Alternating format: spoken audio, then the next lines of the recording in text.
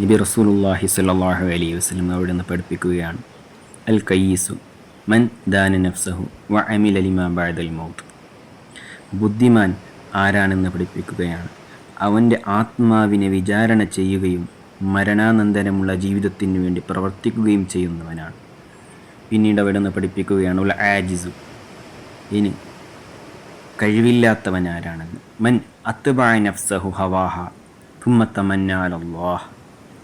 കഴിവില്ലാത്തവനെ പറ്റി അവിടെ നിന്ന് പഠിപ്പിക്കുകയാണ്, തൻ്റെ ദേഹേച്ഛകളെ പിൻപറ്റുകയും പിന്നീട് അള്ളാഹുവിൽ ആശ്രയിക്കുകയും ചെയ്യുന്നവനാണ്. അള്ളാഹു തനിക്കെല്ലാം പുറത്തു തരും, തനിക്ക് മാഫാക്കും എന്ന് വിചാരിക്കുന്നവനാണ്.